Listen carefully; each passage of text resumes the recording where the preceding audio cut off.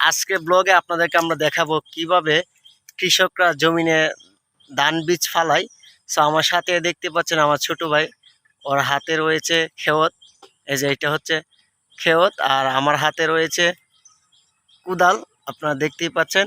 So আজকে দুই ভাই এই জমিনের মধ্যে ধানের বীজ রোপণ করব, মানে ধানের চারা ফালাবো, তারপরে এখান থেকে ধানের বীজ বের হবে, তারপরে এগুলো আমরা জমিনে রোপণ করব।